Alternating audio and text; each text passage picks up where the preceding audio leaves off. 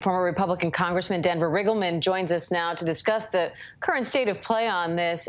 Denver, first of all, thank you so much for being here. You know, the Sicknick family was expected to sit down with several Republicans who were either on the fence about this or were planning to vote no. Do you expect that their pleas will make a difference?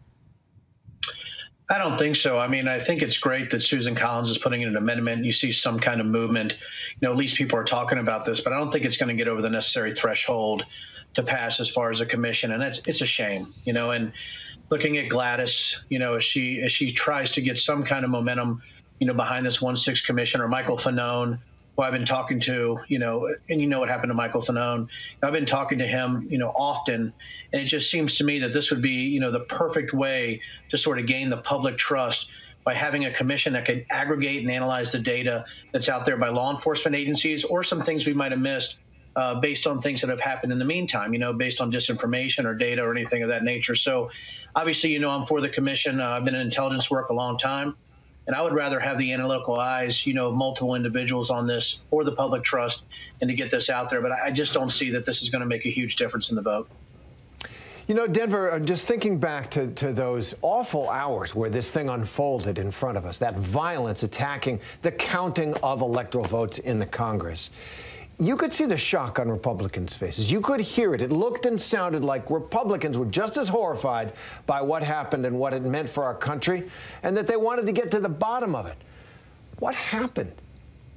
Well, I got that, Terry and Diane, I got that shock and horror in my text messages. Remember, January 3rd was my last day. That happened January 6th. So I still have it on my phone. And those are individuals, you know, that I respect and I love. But, you know, I disagreed with the fact based on the elector vote or on impeachment. I just find it stunning based on what we saw on 1-6, which I've said before was from what I can see, maybe the first or the worst siege based on fantasy and fiction that happened in American history, maybe. I mean, it's because it's sort of unprecedented that we had white nationalist groups, QAnon believers, far-right activist groups, some just really, I would say, bizarre groups, you know, this sort of came together to do that type of thing on 1-6. And, you know, the commission's not going to happen, as far as I know. But I'm going to tell you this. I think the committees in Congress, the committees of jurisdiction, I think they're going to take up this investigation based on the definition of their jurisdiction. And I don't think this is over.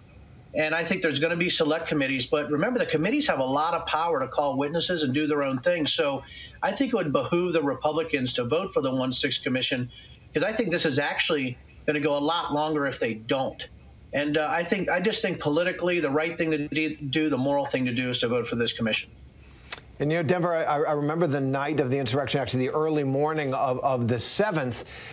There was a sense among a lot of people, whoa, that we got through that, that's over, and Trump is finished.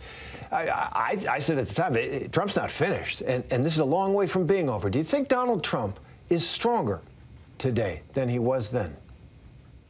I think in certain areas he is. And, you know, I think at the few days afterwards, I think there were individuals who thought, hey, you know, this is over, right? We're moving on. But now you have this sort of rift between one part of the party that's trying to redefine itself as conservative to go against what the Trump populism party is. But if you look online right now, you know, there was some deplatforming, and Terry and Diane, I know we've talked about this before, but now you're looking at Telegram, Signal, you know, MeWe, Zello, Rumble. You know, you can go through encrypted chats, but, you know, Telegram has a sub-channel called Terrorgram. You have some of the worst things that I've seen lately based on those individuals who are supporting me online. You know, I had an intelligence background, but so many are helping me identify these sort of social network viruses that are injected straight into people's frontal lobes based on, you know, whatever echo chamber they're selecting that day. And I think that's the issue that we have, is that it's growing stronger in the dark. And we need to drag those individuals and that disinformation in the sunlight, because, you know, like vampires, that's the best disinfectant. And I think that's what we have to do. We got to drag these vampires into the sunlight. And when we do that, we can start to identify how we don't allow this to happen in the future. We stop this from happening in the future based on analysis and serving the public trust rather than politicizing every single portion of this. And I think that's why sometimes you hear frustration in my voice about this. And Denver, I want to go back, though, to the debate over the commission specifically, because Senate Majority Leader Mitch McConnell has said that there are already several investigations, including the DOJ criminal investigation. So he's not saying this doesn't need to be investigated, but he's saying it already is being investigated. Does he have a point there? Is this commission necessary?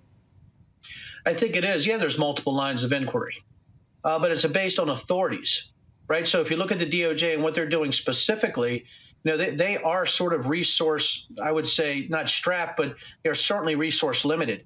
And if we had the ability to identify other actors based on this commission and data from all of these agencies, that's the power of Congress, not only DOJ, right, but also the Capitol Police, any law enforcement that was actually part of this, right, FBI, obviously, but, you know, maybe ATF, Secret Service, Capitol Police, and I'm talking about Capitol Police Protection Duty, right? All of these things we can actually aggregate and analyze, and look how this disinformation and how this radicalizing language really spurred this, because what they're not looking at probably is the last year of data when you have the call and response of individuals that were using radicalizing language and whipping people into a frenzy based on Stop the Steal or based on some incredibly ridiculous and profoundly stupid conspiracy theories. And that, I think that's what we need to look at, is not only what happened today, but why it happened. And that's the benefit of Congress and the power of Congress to look at things analytically, to look at what happened historically so we can present it, or we can prevent it from happening in the future. And, you know, that I was in Congress, and the power there is immense. The resourcing is immense.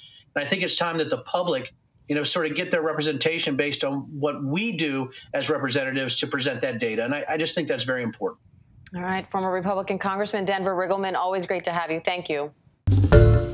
Hi, everyone. George Stephanopoulos here. Thanks for checking out the ABC News YouTube channel. If you'd like to get more videos, show highlights, and watch live event coverage, click on the right over here to subscribe to our channel. And don't forget to download the ABC News app for breaking news alerts. Thanks for watching.